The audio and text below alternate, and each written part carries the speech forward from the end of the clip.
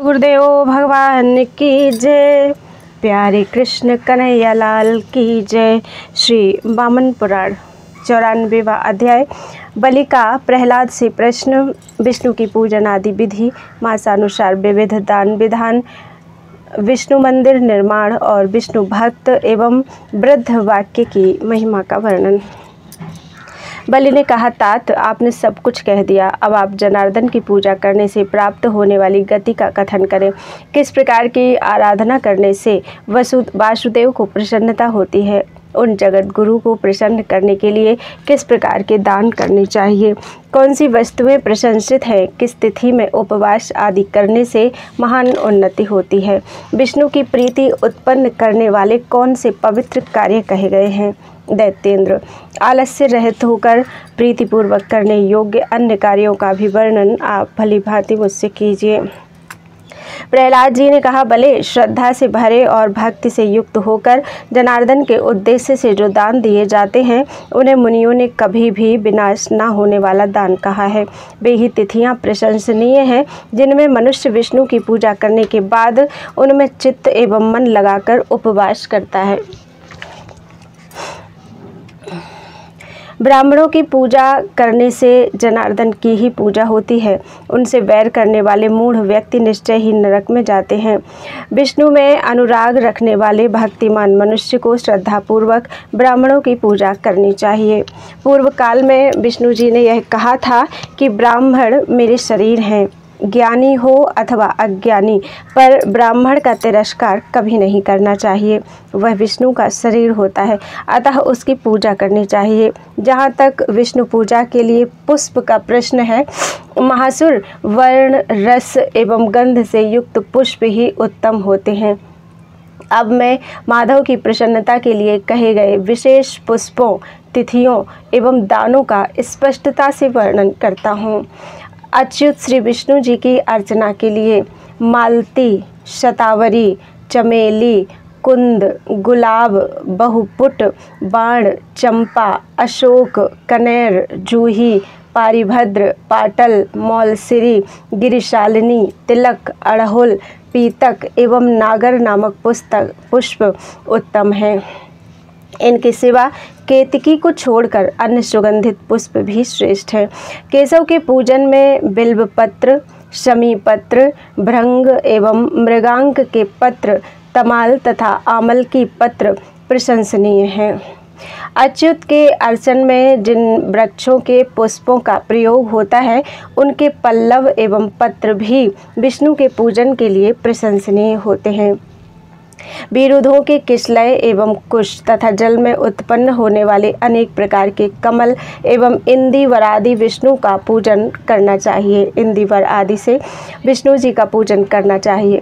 भले वनस्पतियों के चिकने पवित्र एवं जल से धोए हुए कोपलों से तथा दूब के अंकुर से विष्णु जी का पूजन करना चाहिए।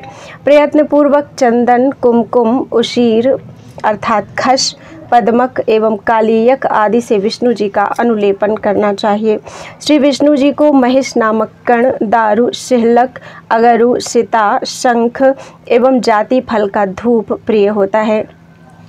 घृत से संस्कृत जौ, गेहूँ, साली धान्य, तिल, मूंग, उड़द और अन्न हरि को प्रिय हैं। हे निष्पाप, मधुसूदन को गौ, पवित्र भूमि, वस्त्र, अन्न और सोने के दान प्रिय होते हैं। दानव माघ मास में माधव की प्रसन्नता के लिए तिल, तिलधेनु एवं ईंधन आदि का दान करना चाहिए। महान पुरुषों को गोविंद की प्रीति के लिए फाल्गुन मास में चावल, मूंग, वस्त्र तथा कृष्ण मृगचर्म दान करना चाहिए।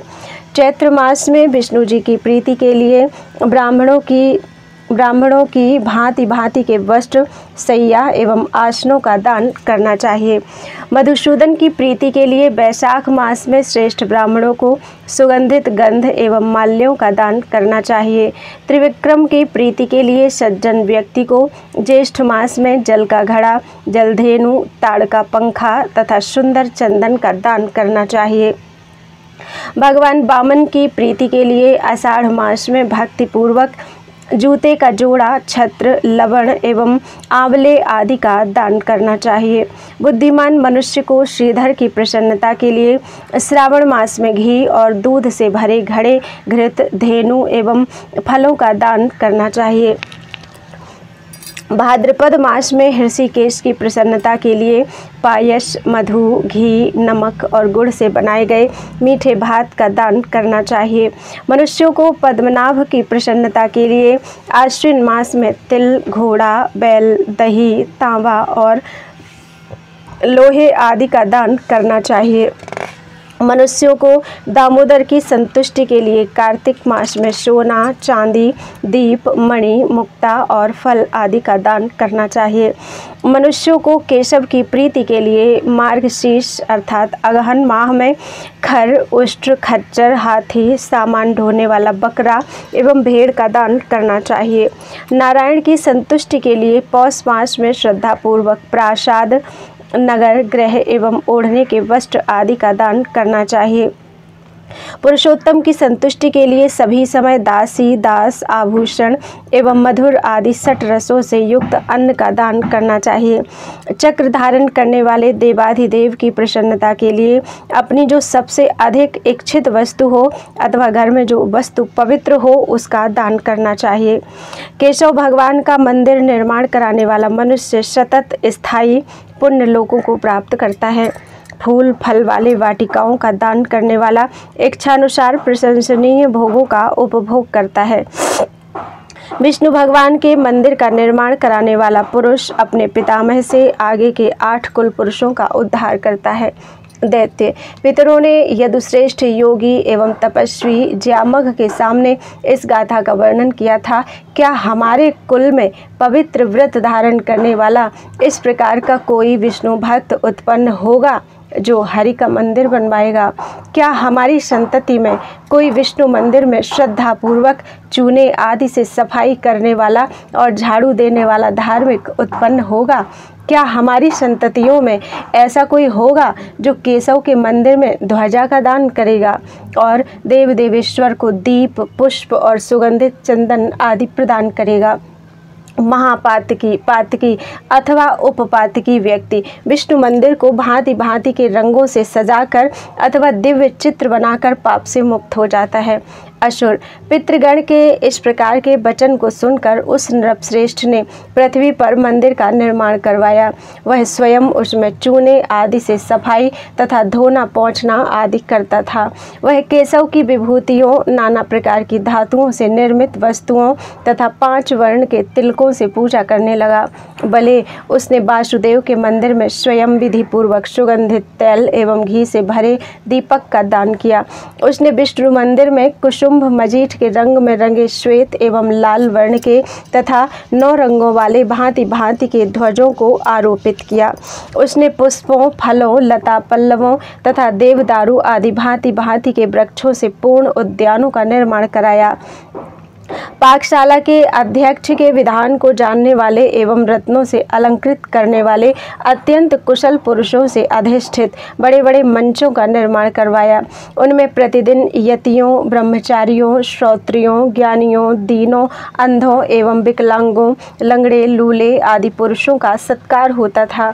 हम लोगों ने सुना है कि ऐसा कार्य करने से श्रद्धावान और जितेंद्रिय राजा ज्यामघ ने विष्णु लोक को प्राप्त कर लिया। भले विष्णु लोक की प्राप्ति की कामना करने वाले पुरुष आज भी राजा ज्यामघ द्वारा प्रदर्शित उसी मार्ग का आश्रय लेते हैं। इसलिए राजेंद्र, तुम भी हरि का मंदिर बनवाओ और प्रयत्न पूर्वक उन हरि बहुश्रुत ब्राह्मणों एवं विशेष रूप से सदाचार परायण, पवित्र, पुराण जानने वाले और प्रवचन करने वालों का पूजन करो। ऐश्वर्य रहने पर वस्त्र, आभूषण, रत्न, गौ, पृथ्वी एवं स्वर्ण आदि के दान द्वारा चक्रधर विष्णु जी को प्रसन्न करो। तुम्हारे इस प्रकार की क्रिया करने में तत्पर रहने पर मुरारी निश्चय ही तुम्हारा कल्याण करेंगे। भले विभु, जगन्नाथ, अनंत, अच्युत का आश्रय ग्रहण करने वाले व्यक्ति दुखी नहीं होते।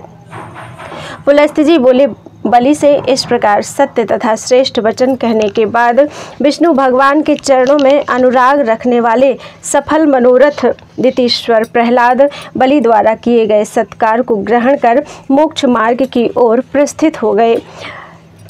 पितामह प्रहलाद के प्रसन्न होकर चले जाने पर बलि का महल चंद्रमा की भांति प्रकाशित होने लगा। महामहिम उस बलि ने विश्वकर्मा से केशव का मंदिर निर्मित करवाया। बलि स्वयं अपनी पत्नी के साथ उस देवालय में मार्जन, लेपन आदि क्रियाएं करने लगा। मधुसूदन के लिए महात्मा बलि ने जौ एवं शक्कर आदि का उद्यम नैवेद्य निवेदित किया। विशाल नैना विंध्यावली स्वयं विष्णु मंदिर में दीपदान करने लगी। बुद्धिमान बलि पुराणवेत्ता श्रेष्ठ ब्राह्मणों से धार्मिक प्रवचन करवाने लगा। उस प्रकार के धर्म मार्ग में स्थित रहने वाले असुरों में श्रेष्ठ बलि की रक्षा के लिए दिव्य शरीर धारण करने वाले जगतपति परमात्मा जनार्दन वहां विराजने लगे।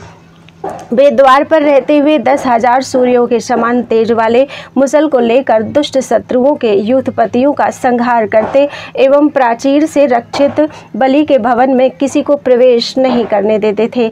सभी गुणों से सुंदर लगने वाले विधाता नारायण के द्वारपाल होने पर भी बलि भी अपने महल के भीतर निरंतर सुरों एवं ऋषियों में सर्वश्रेष्ठ नियमन करता हरि का पूजन करने लगा।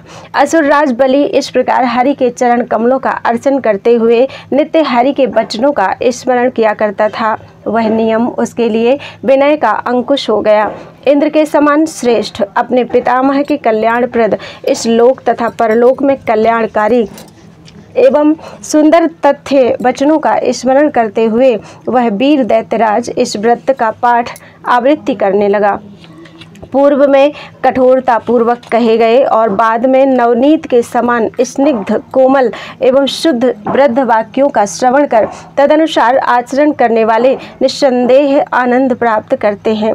वृद्ध वाक्य रूपी औषधि आपत्ति रूपी सर्प से दंशित मंत्रहीन पुरुष को निस्संदेह विष से रहित कर देती है। वृद्ध वचन रूपी अमृत को पीने एवं उनके कथन के अनुसार आचरण करने से मनुष्यों को जो तृप्ति होती है वैसी तृप्ति सोमपान में कहाँ है।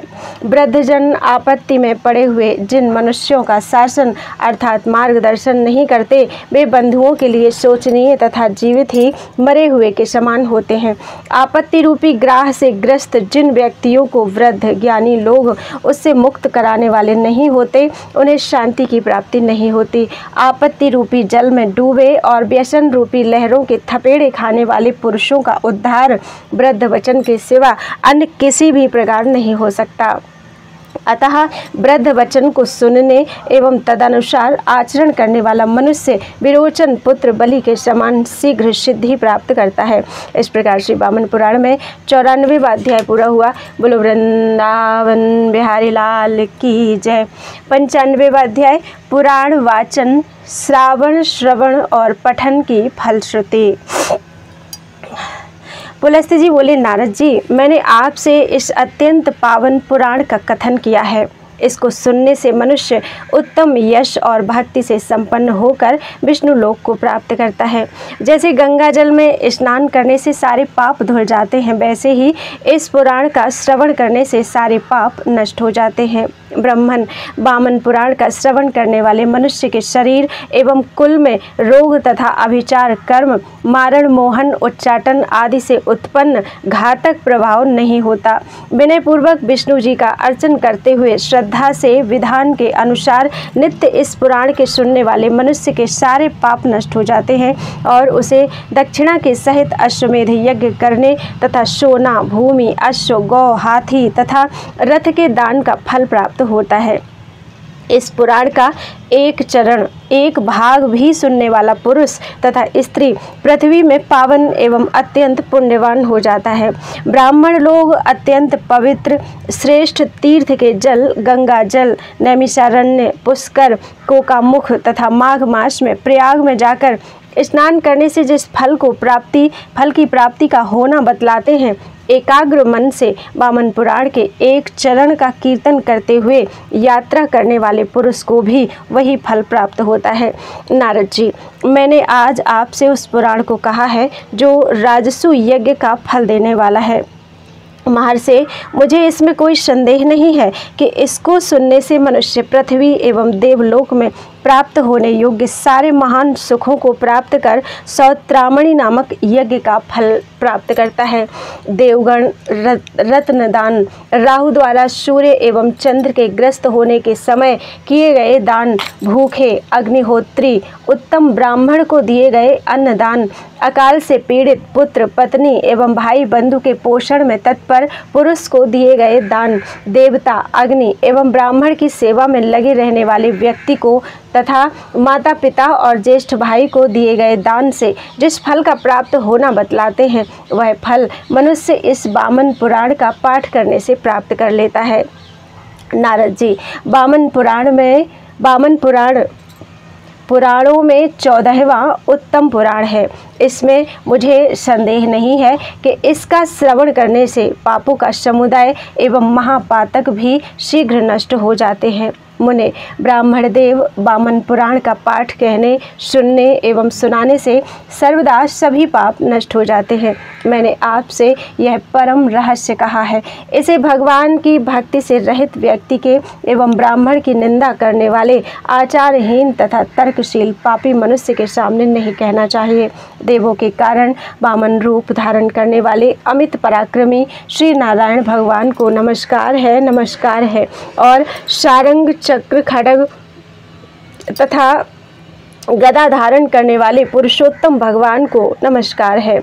इस प्रकार जो मनुष्य भगवान श्री कृष्ण में अपनी भावनाओं को समर्पित कर इस वामन पुराण का नित्य पाठ करता है, उसे देवताओं से पूजित भगवान विष्णु मोक्ष पद प्रदान करते हैं।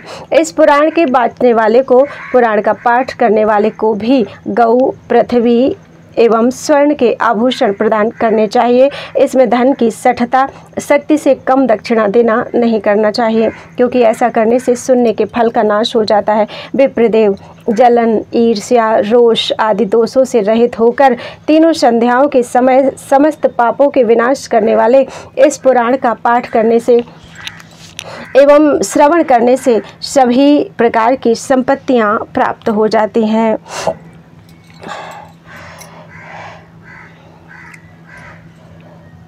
नमो नमः कारण वामनाय नारायणाय नारायणायामित विक्रमाय श्री सारंग चक्रासि गदाधराय नमोस्तु तस्मै पुरुषोत्तमाय। इत्थं वदेदेयो नियतं मनुष्यः कृष्ण भावनः तस्य विष्णुः पदं मोक्षं ददाति सुरपूजितः।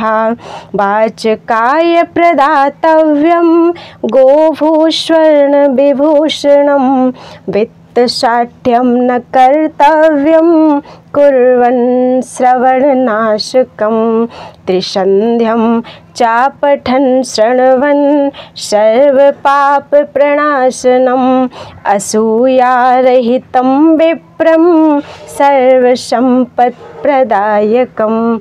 इस प्रकार से वामन पुराण में 95वां अध्याय पूरा हुआ और श्री वामन पुराण पूरा हुआ। बोलो वृंदावन बिहारी लाल की जय। त्वदीयं वस्तु गोविंद तुभ्यमेव समर्पये तेन त्वदङ्घ्रि कमले रतिं मे यच्छ शाश्वतीम्।